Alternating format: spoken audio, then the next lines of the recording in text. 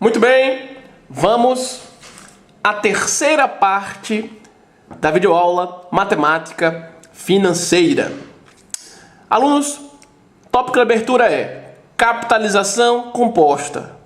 Vamos manter bem pontuado a realização da palavra capitalização, o antônimo de descapitalização. Falou em capitalização, é dinheiro que está rendendo com o passar do tempo. Falou em descapitalização, dinheiro que está perdendo valor com o passar do tempo. Ambas as coisas acontecem. No caso da segunda, da descapitalização, um fenômeno que impulsiona a descapitalização, a perda de valor, seja com relação a pagamentos que você faz, ou fixos ou voláteis, ou mesmo com perda de valor de uma moeda a nível cambial, isso é forçado, em geral, sob a justaposição do chamado fenômeno da inflação. Para quem não sabe o que é inflação representa alta de preços, a alta do custo de vida per capita. Ok? O que acontece normalmente, anualmente, entre as nações espalhadas pelo planeta. Em capitalização composta, nós teremos um juro que não é fixo. Isto é, período após período, na linha do tempo, de hoje a um período à frente, a 2 períodos à frente, a 3 e etc. Nós não temos um juro constante aqui. A composição do juro é a de que em período, ele é atualizado conforme o ponto onde o capital está sendo analisado. Você começará a perceber, quando eu começar a explicar os capitais logo abaixo, C0, C1, C2, etc., a forte distinção que há entre capitalização composta e capitalização constante. Não esqueça, no caso constante, temos um regime de juro simples. No caso de capitalização composta, um regime de juro composto. E detalhe, no dia a dia, entre mundo financeiro e pessoa física, pessoa jurídica, bancos, financeiras, organismos que trabalham diretamente com valores monetários, casa de investimento em títulos de capitalização, bolsa de valores, tudo é feito a partir de capitalização ou descapitalização composta. O juro, na realidade, sempre é calculado a nível composto e não simples. Você entenderá a razão disso nessa videoaula como a continuação da anterior. Muito bem. Olha a situação. Um indivíduo tomou um empréstimo da ordem de 250 dinheiros. Prometeu-me sanar a dívida após um período à frente. Um período que eu defini com ele. Por exemplo, pode ser um mês. Defini mais que ele deveria arcar com a sua dívida a partir de uma taxa que eu iria lhe cobrar de juro de 10% ao período. Passado um período de hoje, um período à frente, que valor, já podendo me pagar, ele deveria me pagar? Observe agora abaixo. C0, nosso capital hoje, nosso principal, 250 dinheiros. Quem é C1? Se a taxa de juro que eu estou atuando com esse terceiro é de 10%, então 10% do valor que fora emprestado por mim a ele, acrescido sobre esse mesmo valor. Dessa forma, eu consigo achar o capital à frente. O valor que ele tem que me pagar não é apenas o valor enxuto, o próprio valor, mas o valor acrescido de uma recompensa que eu tenho que receber por ter tido dinheiro que ele não tinha. E mais, se ele me devolve apenas 250 após um período, quem saiu perdendo? Eu que emprestei. Porque 250 que tinha um peso de poder de compra há um período atrás, não tem mais esse peso de compra ou de revenda um período à frente. Porque com o passar do tempo, dinheiro perde valor. Repito, isso se deve, entre outras coisas, ao fenômeno da inflação. Então, se ele me paga um período à frente 250 dinheiros e eu não tenho uma correção em cima disso, se eu não tenho uma recompensa lucrativa também em cima, além da correção, a recompensa lucrativa em cima disso, eu estou perdendo meu dinheiro. 250 dinheiros um período atrás para um período à frente, isso pode ser um mês, uma semana, até um dia, até uma hora, um bimestre, um semestre, um ano, enfim. Um dinheiro, um período à frente, já não tem mais o mesmo peso de compra ou mesmo de revenda. Aí note comigo, vamos lá. Como ficaria C1? 10% de 250 dinheiros, o que dá 25, mais 250, quem seria C1?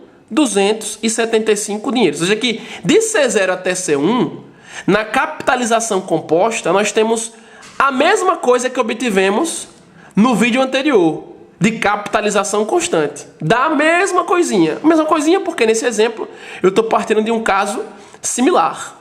E o capital inicial é o mesmo valor. Para C1, teríamos a mesma coisa que no caso composto, como no caso simples. Agora vamos continuar desenvolvendo o raciocínio, ok? Suponha que a pessoa que tomou o emprestado de mim conversou comigo e disse: eu não tenho condições de pagar esse valor neste período à frente, mas farei o máximo e com certeza, com uma boa chance, irei lhe pagar um período a mais. Então, 2 períodos após o hoje. E aí eu faço os cálculos, e ele também faz, para verificar o quanto ele me deve e quanto ele tem que me pagar. Como seria C2? Agora começam a aparecer as diferenças com relação ao nível constante de capitalização, de mexer com capitais. Aqui no caso composto, veja o que acontece. Para achar C2, tudo vai estar estritamente em torno de C1. Até mesmo a taxa de juro. Para achar C2, como um capital após 2 períodos, o montante após 2 períodos, C2 é montante após 2 períodos, eu vou ter que levar em consideração tudo o que foi desenvolvido a partir de C1.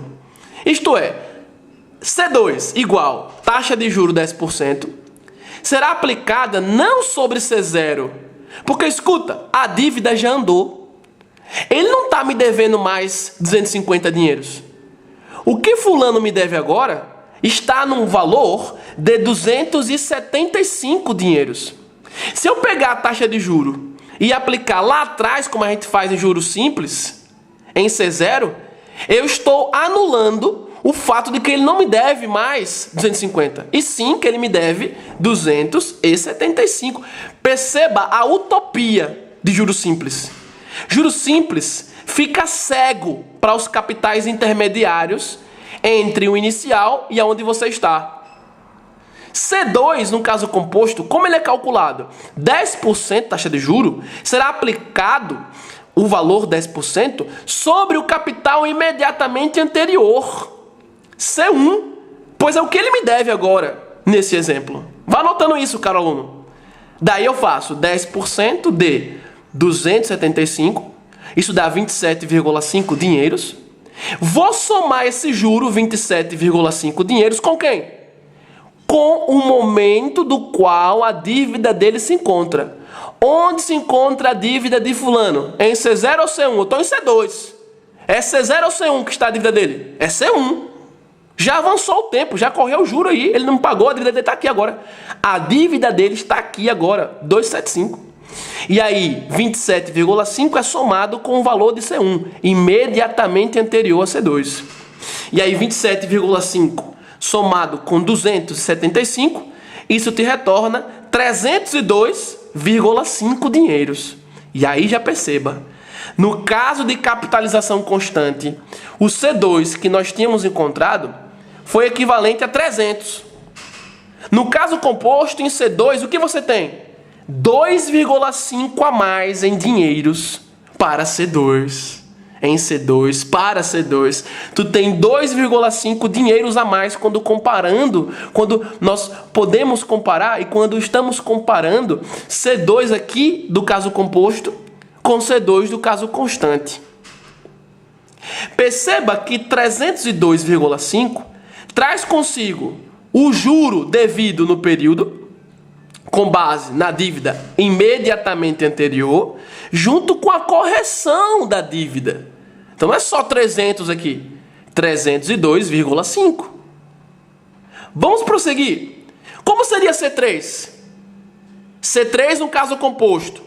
A taxa permanece a mesma. O juro é quem está variando. Veja que o juro agora em C2, ainda há pouco, ficou de 27,5. Como ficará o juro agora em C3? Fulano chegou para mim e disse, olha, professor Antônio Márcio, realmente eu estou em uma situação difícil, preciso da sua compreensão. Nós fizemos uma transação financeira onde a confiança entre ambas as partes é o principal efeito contratual do nosso negócio. Então eu gostaria de pedir que, por favor, postergue minha dívida por mais um período. Eu com certeza irei pagar a Vossa Senhoria quando passarem 3 períodos. Em C3 eu vou pagar. Eu estou para receber aí umas dívidas também de terceiros e eu vou te pagar. Aí eu digo, tudo bem, fulano, eu fico tranquilo, não estou precisando por enquanto. Agora os cálculos permanecerão evoluindo. E eles, sem dúvida, vamos seguir a matemática financeira como ela deve nos orientar. Como a sua intuição, como a sua reflexão irá orientá-lo. Aí veja C3. A taxa de juro contratada 10% continua a mesma. Agora, eu vou aplicar 10% como taxa de juro. Em cima de quem? Eu estou em C3. Eu vou aplicar isso lá em C0, como no caso simples, de juros simples? Não. Por que não? Se eu volto e aplico taxa de juros lá em C0 para achar C3, eu não considero que a dívida já não está mais em C0. Já passou por C1, já avançou para C2. O que ele está me devendo nesse momento para que eu calcule C3 é o valor 302,5. Perceba, portanto, caro aluno, que a estupidez, tá? A incrível não intelectualidade de juros simples permite o aluno na educação básica achar que ele aprendeu matemática financeira, quando na verdade não aprendeu nada. Nada. E repito, a noção de juros simples já não é mais ensinada em boa parte do planeta. Chegou em C3, quero calcular o que ele vai ter que me pagar ao fim do terceiro período, um montante após 3 períodos de tempo. Irei considerar exatamente aonde está a dívida dele. E aonde é que ela está? Está em C2. Ela não está mais em C1. O tempo já passou. Juro já correu. Está em C3. Como é que eu calculo C3? A taxa de juro, 10%, será aplicada sobre o capital anterior a C3, que foi 302,5. 10%, quando aplicado a 302,5, te retorna 30,25. 30,25 é o juro do período C3. 30,25 somado, esse valor somado com a dívida em C2, 302,5, te retorna 332,75 dinheiros. Repetindo, o juro do terceiro período, 30,25, somado com 302, melhor dizendo, 0,5, te retorna 332,75 dinheiros. Ou seja, comparando esse valor com o valor que você teve lá em C3 do caso constante, olha a diferença que vai evoluindo. Lá no caso constante, aqui você teve 325. No caso composto, 332,75. Olha a perda comparando esse valor com 325, o que ocorre quando você usa juros simples. E isso acontece porque no juros simples, eu vou repetir, é importante você não esquecer disso. Para calcular qualquer capital à frente de C0, você, no caso simples, nunca considera os capitais intermediários ao valor que você está calculando. Sempre o primeiro lá atrás. Esquecendo-se assim, usando de tamanha irracionalidade assim, o fato de que o dinheiro muda a sua representação com o passar do tempo. Essa é a grande diferença entre o caso composto em matemática financeira e o caso simples. Voltando a C3, para ratificar o juro do período de C3, montante após 3 períodos, foi de 30,25, Esse valor somado com 302,5 te retorna 332,75 dinheiros. Aí o seu fulano, de fato, após 3 períodos do hoje inicial, teve que me retornar, além dos 250 dinheiros que eu havia emprestado a fulano, me retornou um valor ainda um pouco maior do que este. 332,75. O que isso quer dizer? Se eu pegar 332,75 e subtrair com 250, a resposta foi o juro total dos 3 períodos. A diferença entre 332,75, o valor que ele me paga após 3 períodos que a dívida dele correu, este valor da diferença entre C3 e C0 é a soma dos juros que foram somados, evidente, entre o juro que correu em C1, o juro que correu em C2, o juro que correu em C3. Qual foi o juro que correu em C1? 25. O juro que correu em C2? 27,5. O juro que correu em C3? 30,25. Aí sim, no caso composto, fará todo o sentido você falar em juros. No caso simples, você fala apenas de juro. No caso composto, aí fará sentido falar juros no plural, porque o valor que lhe fez render período após período capital não foi fixo, foi variável.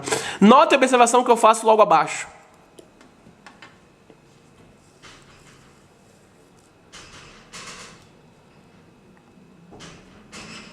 Olha a observação.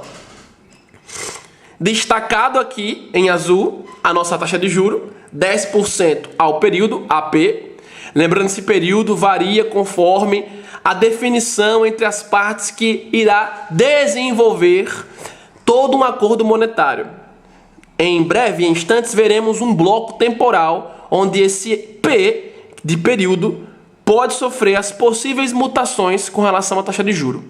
E note mais à direita a parte principal que você deve guardar nesta videoaula até aqui. J1, juro no primeiro período, 25 dinheiros. J2, juro no segundo período, 27,5 dinheiros.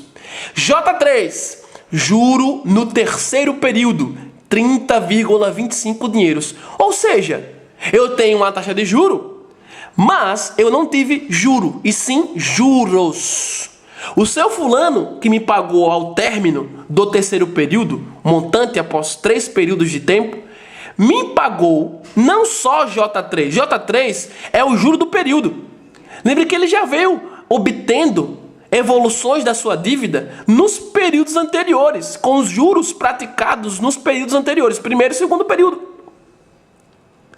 Caríssimos, tudo isso só vai te permitir pensar o seguinte: no dia a dia, quando eu estou usando o meu cartão de crédito, e eu digo, evite usar cartão de crédito, as taxas de juros anuais em cartões de crédito superam tranquilamente 300% na atualidade. E quando você começa a acumular dívidas no cartão de crédito, por exemplo, o que você vai ter, como o caso é composto, como o cálculo é composto, não é juro constante, período após período, como o caso simples. São juros de períodos, porque sua dívida muda período após período, ela cresce período após período. Por quê? Quando eu saio de um capital para outro capital, eu calculo taxa de juros no capital anterior, não é no primeiro. Por que não se faz isso no dia a dia? Porque se o cara lá na financeira, o cara lá no banco, calculasse taxa de juro num capital que iniciou o processo lá atrás e não no capital que se encontra imediatamente anterior ao próximo que você vai obter, ele sai perdendo grana. Ele está perdendo dinheiro de forma categórica. E isso não tem lógica nenhuma. Não há lógica nisso. Se sua dívida está em C1, eu não vou voltar para C0 para achar C2. Então, meus caros, guarde isso. Falar em juros é possível apenas no caso composto. No caso simples, tu tem apenas juro. O juro não varia período após período. No caso composto, o juro varia. E note as discrepâncias que ocorreram em C2, bem como em C3. C2 ainda um pouco suave, C3 já é um caso mais robusto. Se eu continuasse calculando C4, C5, C6, tanto aqui no caso composto como no caso simples, as diferenças entre um caso e o outro seriam cada vez mais gritantes. E as diferenças do caso simples, menor, para o caso composto maior, representa que se o cara usa o caso simples, sai perdendo muita grana, além de estar usando uma imbecilidade. Vamos prosseguir. Próxima tela.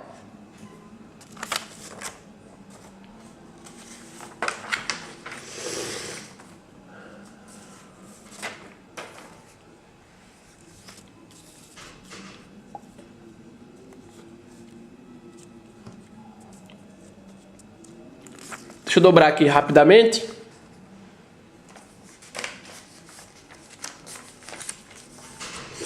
Agora sim, próxima tela. O que nós iremos discutir nesta próxima tela, caro aluno? Alinhando aqui, muito bem, vamos lá.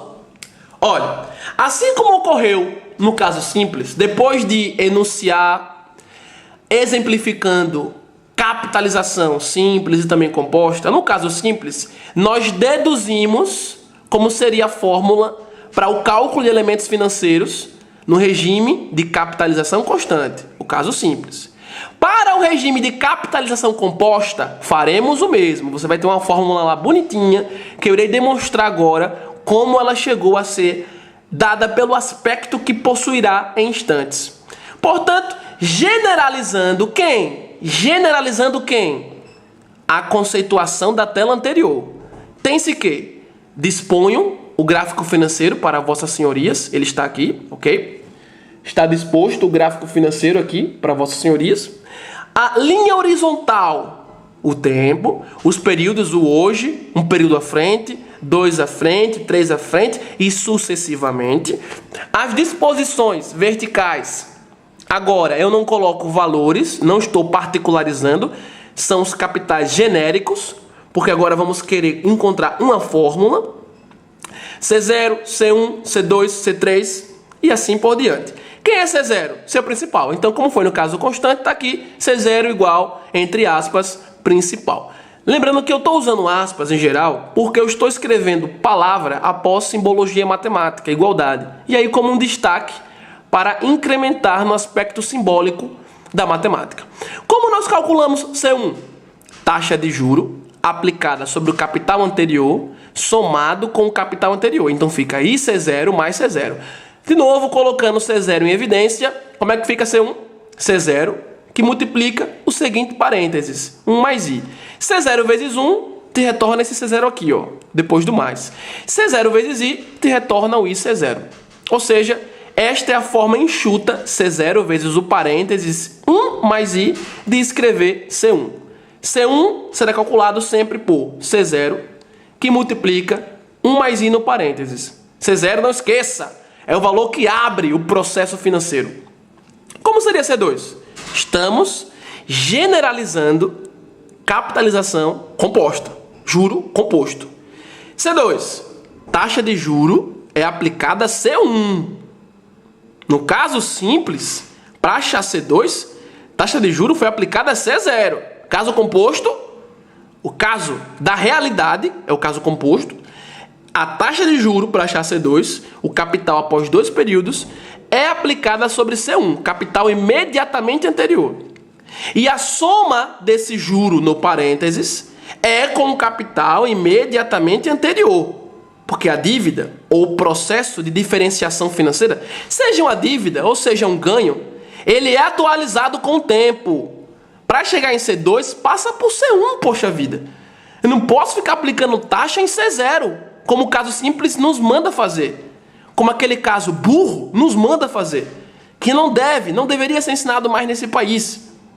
Vamos prosseguir. Essa aí é uma discussão política, é outro caso.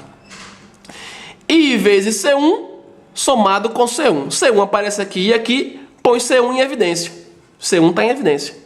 Quem fica no parênteses? 1 mais I. Quem é C2? C2 é igual a C1, que multiplica o parênteses 1 mais I. Mas quem é C1? C1 você já achou aqui em cima, olha. No lugar de C1, então, substitua C0, que multiplica o parênteses 1 mais I. Fazendo isso, observe aqui, eu coloquei uma chavezinha para destacar. Repito C2 embaixo. C2 igual, no lugar de C1, C0, parênteses 1 mais I. E esse parênteses que multiplicava C1? Você conservou, não mexeu nele, continuou aqui no final, logo depois. Mas aí tem um detalhe. Como ficou C2? C2 ficou da seguinte forma.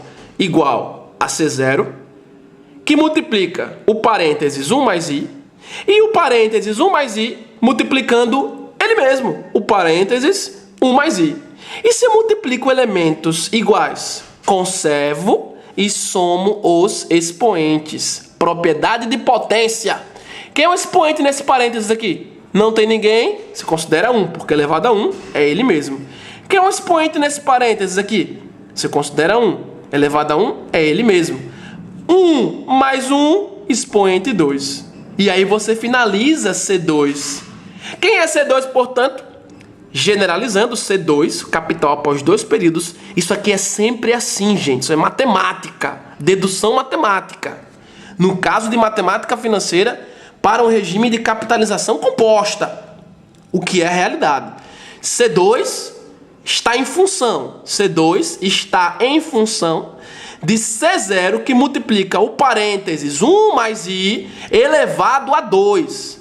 E aí note, o expoente aqui, ó, do parênteses está coincidindo com o índice do período para o capital. O mesmo aconteceu com o C1, observe. O índice desse C aqui, que estou apontando com a caneta, é 1. O índice é 1, C1. Quem é o expoente do parênteses aqui, no final, do que eu destaquei em vermelho? Tem alguém expoente aqui do parênteses? Não. Quem poderia estar aí? 1, porque elevado a 1 dá o próprio parênteses. Veja que esse 1 coincide com 1 aqui em cima no expoente. Vamos continuar a dedução. Continuando a dedução, vamos em busca de C3. Observe a próxima tela.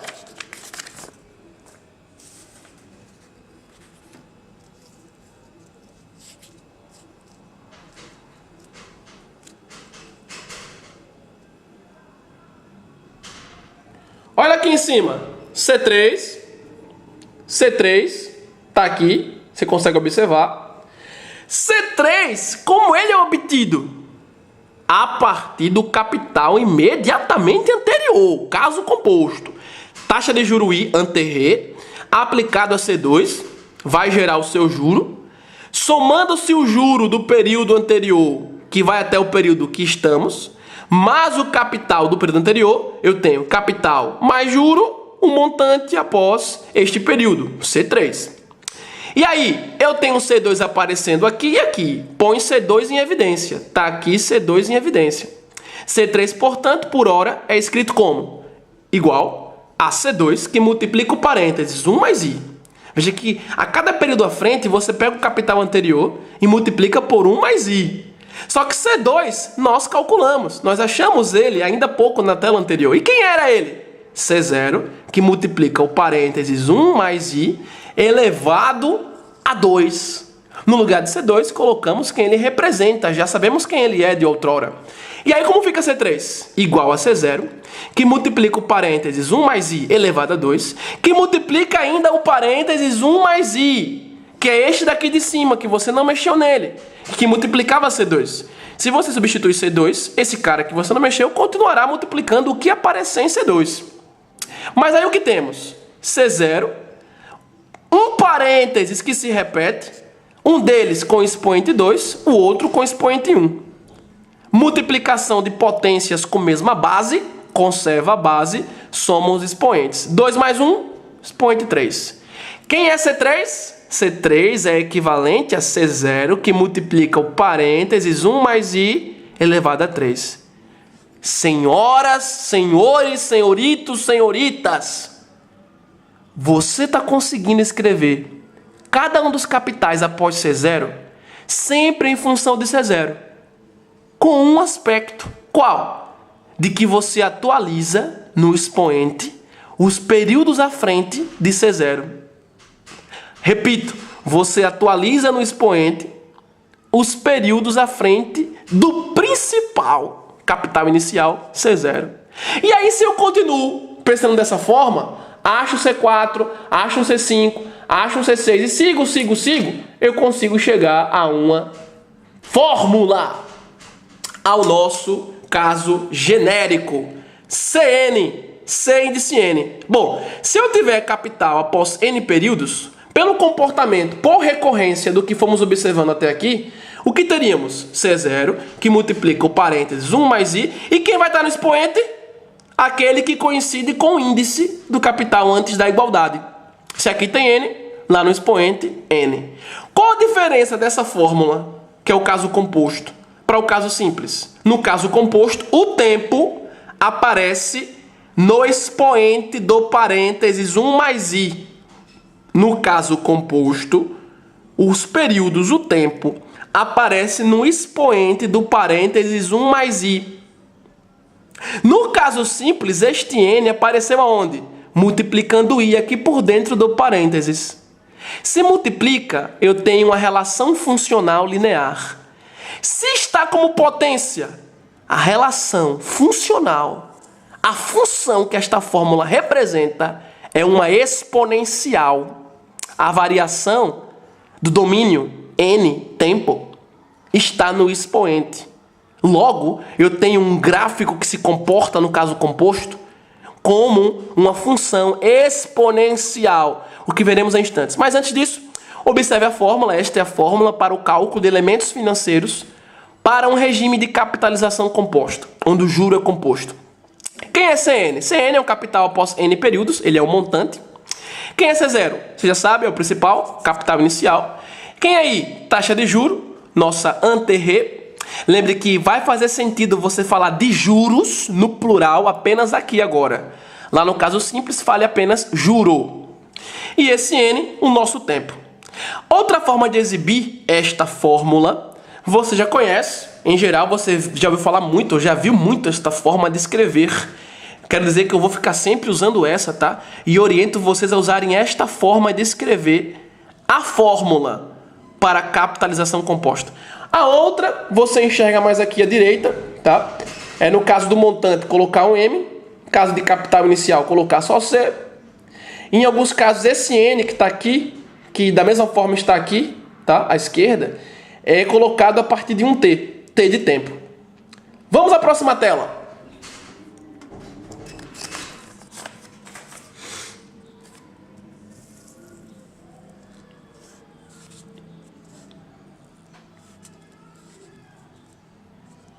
Só um instantinho para eu dobrar aqui para vocês enxergarem tudo.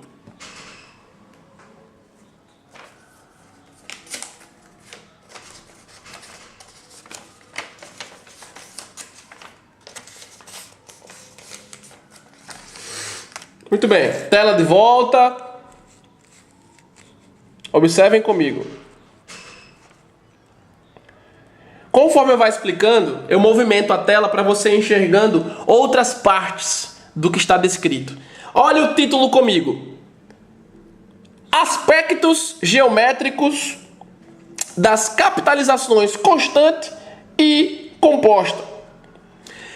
Primeiro gráfico, olha para cá. Esse gráfico que eu estou exibindo com a minha caneta. Primeiro é um plano cartesiano, muito bem. Eixo horizontal, o tempo. Eixo vertical, os capitais. Qual é o comportamento de um juro constante? Uma reta.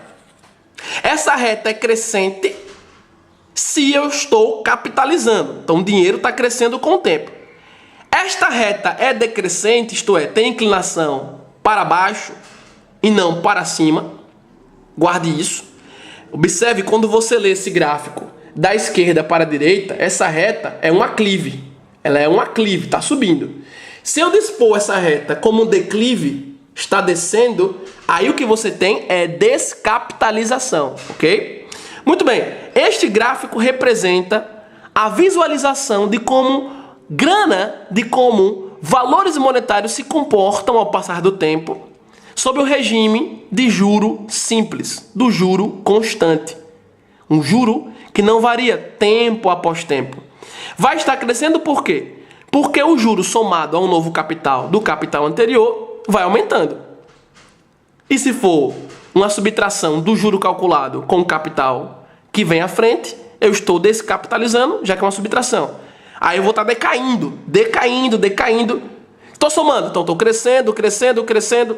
Pego o juro, somo com C0, acho C1. Estou subindo.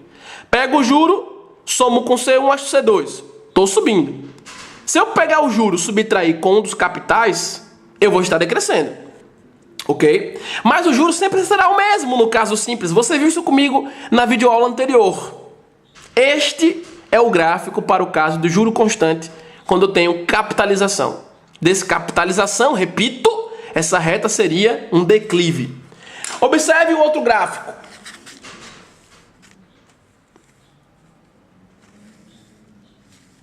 Observe este gráfico.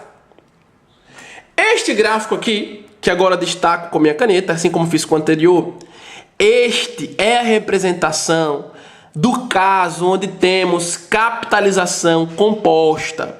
O juro é composto.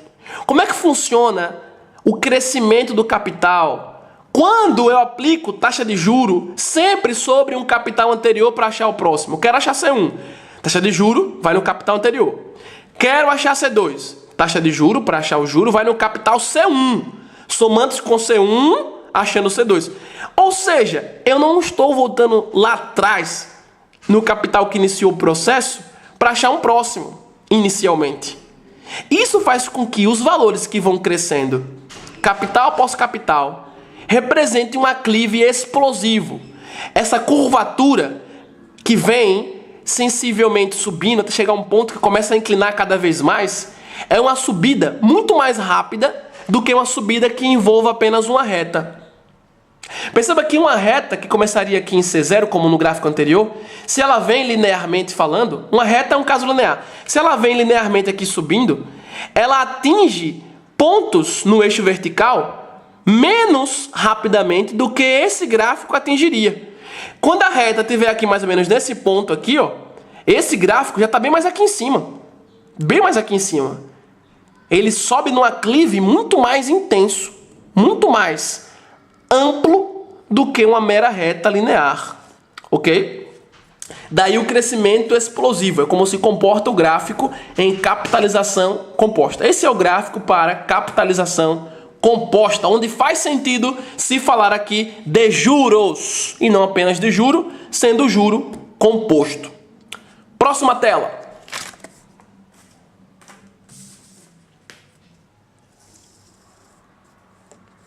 Próxima tela, que vai encerrar essa videoaula, indica os blocos temporais. Eu inicio com a palavra observações e destaco aqui embaixo blocos temporais. Esse é o ponto 1 das observações, virá o ponto 2 logo abaixo.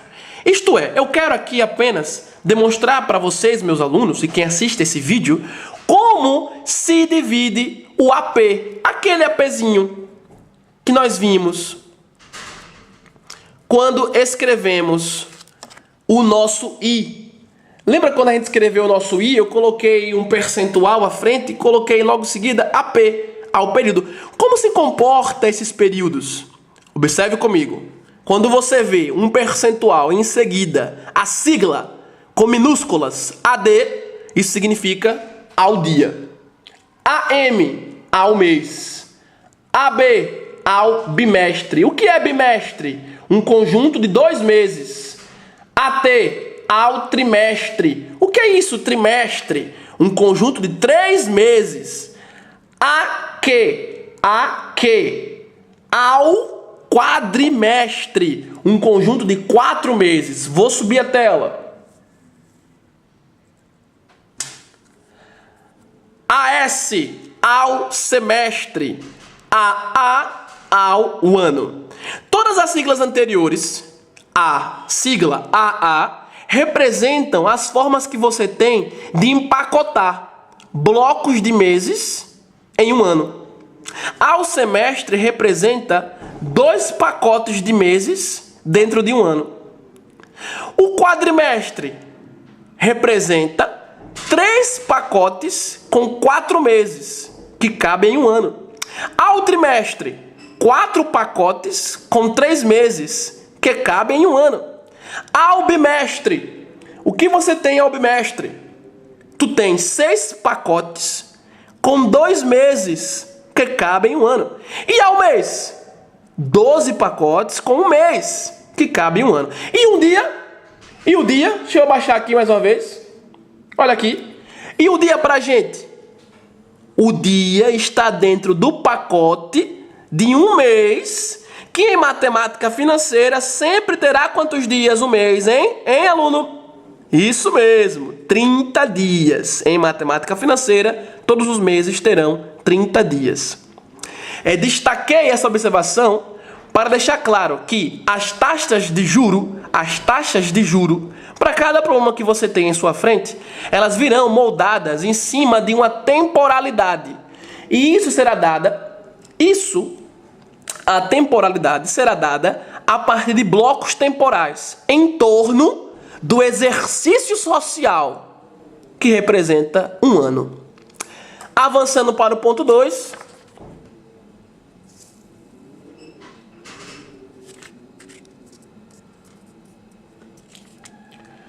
O que eu destaco para vocês nesse ponto 2? Taxa de juro versus tempo. Aí leia comigo. A TJ, olha aqui, eu vou pegar a caneta. Acompanhe comigo. A TJ manda. A TJ, taxa de juro, manda, coloquei entre aspas, no tempo. Isso a grosso modo. Veja, essa observação 2 é para relacionar a taxa de juro com o tempo, já que a taxa de juro sempre vem em uma sigla que representa o tempo. Então há uma relação direta entre eles aqui. Acompanhe comigo. A grosso modo, é comum você ouvir falar que a taxa de juro ela manda no tempo. E, na verdade, o que isso quer dizer, eu explico mais para frente. Observe. Em outras palavras, o tempo se molda, se adequa, se molda, vide unidade de medida, conforme a temporalidade de I. Isto é, se eu digo para vocês que é uma taxa de juro que irá correr ao mês, como 2% ao mês, em uma transação financeira, em uma relação financeira, que vai levar 2 anos. Quando eu for aplicar a fórmula, seja do caso simples ou do caso composto, como é que fica o tempo? 2 ou 24? Muito bem, caro aluno. Vai ficar 24. Porque se a taxa de juro está ao mês e o tempo foi dado em 2 anos, contar de ano em ano não me interessa, porque a taxa de juros será aplicada mês a mês. Então eu tenho que pegar 2 anos e converter em meses. E 2 anos em meses representam 24 meses. Aí o seu N, se a taxa de juros vier ao mês, o seu N é transformado para mês. Veio um tempo, da forma que vier, você deve convertê-lo para o que a taxa de juro te informa, porque esse elemento ante-rê é o seu interesse de remuneração e correção monetária sobre um capital inicial. Ele importa mais. E aí, se eu falo que a taxa de juro é aplicada ao trimestre, e eu falo que a transação ocorre durante um ano, aí você vai pensar, o ano tem quantos trimestres? 4. Aí o valor que você vai colocar no lugar do tempo, N, vai ser 4, pois a taxa de juro foi dada ao trimestre. Logo abaixo eu tenho um exemplo. Você observa esse exemplo aqui que eu estou circulando com minha caneta. Eu irei discuti-lo na próxima videoaula. Forte abraço!